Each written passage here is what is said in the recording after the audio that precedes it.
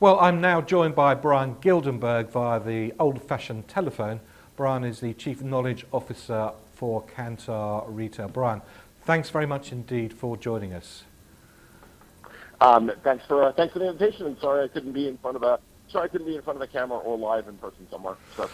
Well, Whole Foods, Bryan, it's been losing market share for the past 3 years. It's got a pretty poor price perception when price is at the top of the customer agenda. Its core differentiation, organic, is very much being usurped by competitors. Its shareholders have been openly agitating for change and accusing the management about lots of things, including taking outrageously large spaces at stratospheric rents. This is a problematic business, isn't it? So why is Amazon acquiring it, and what's all the fuss about, Bryan? Well, I think they're acquiring it for two reasons. One, problematic businesses, provided that their core value proposition is still relatively strong. We'll come back to that in a second. But problematic businesses tend to be cheaper than non-problematic ones. So that's there's a good bit there. I think the problems with Whole Foods, and they are real, and Jana, the activist investor, got involved in that business and was obviously disruptive enough to provoke the sale. The interesting thing is when we look at the Whole Foods challenge, the Whole Foods challenge in reality isn't with the shopper that loves Whole Foods. So if you look at what's happened to Whole Foods shopper frequency, they are still deriving they still have a very strong business with people that love that format. So there are people that are still deeply loyal to it.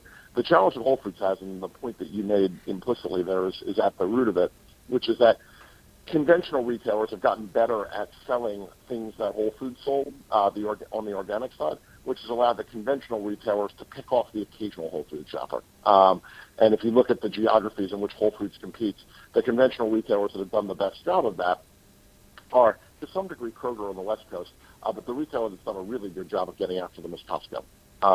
Costco very quietly sells more organic food in the United States than Whole Foods does. Which I think Bryan would surprise a lot of people. Actually, Costco are a big organic player.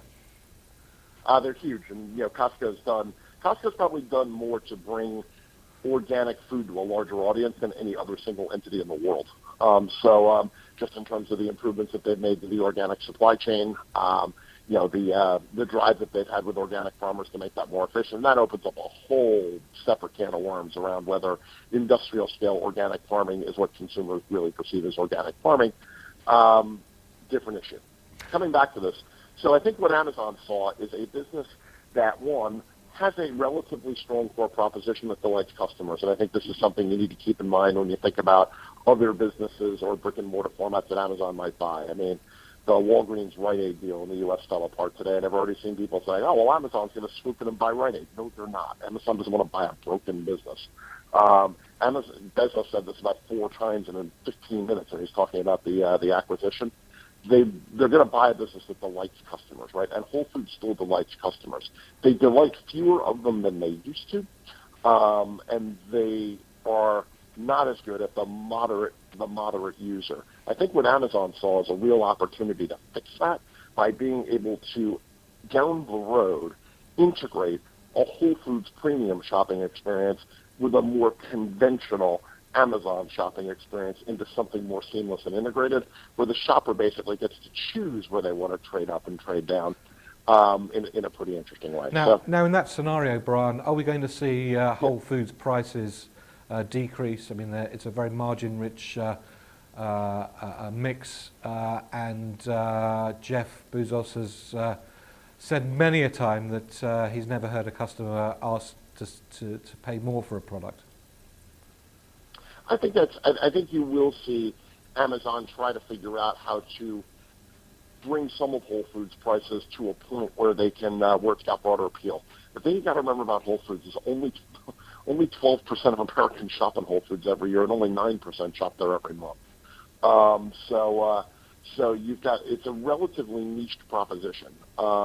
So only 12, the other 12% number, only 12% of Amazon shoppers shop at Whole Foods every month. So there's a real opportunity to democratize the Whole Foods value proposition. And I think, yes, I do think you'll see Amazon be more aggressive on pricing. At the same time, I don't think they're going to crash pricing on the business because I just don't think that makes any sense. I really don't think that, and I just don't think they have to do that. Now, many FMCG brands, Bryan, have been, as you know, have been sitting on the fence about should they supply Amazon, shouldn't they supply Amazon, do they do it indirectly or directly? It was only last week, I think, that Nike agreed to supply Amazon direct. Are we going to see brand owners and manufacturers needing to fundamentally change their Amazon strategy and relationship with them?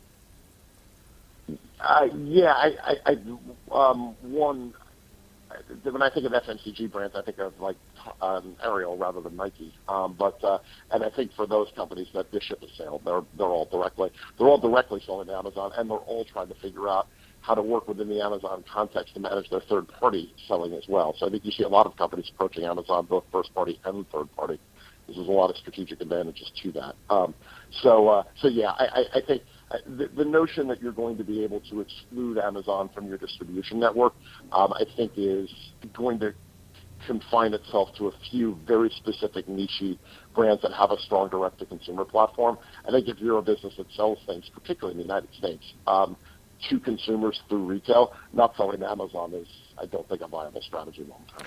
Now, Bryan, you often say that retailers have a 6-week plans, 18 months promotional planning calendar, yet a 10 to 15 year sort of real estate models. Do you think that this potential acquisition is going to change the way in which retailers need to think about their business planning?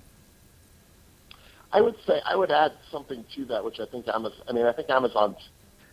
got a 10 to 15 year idea of where they want to be, and that's sort of the Bezos level decisions. And then they have like 6-hour level decision processes, which are the things the algorithm solves. The gap that Amazon uses to bridge that isn't a promotional calendar or things like that. They're actually much more short term on a lot of that stuff than a brick and mortar retailer would be, because their technology allows them to react faster. I think the one big platform that you'll see retailers need to think about, because this is how Amazon approaches things, is I think you're going to see retailers need to adopt something that looks more like a tech company's product roadmap, which is a systemic strategy towards how we are going to continuously improve the customer experience.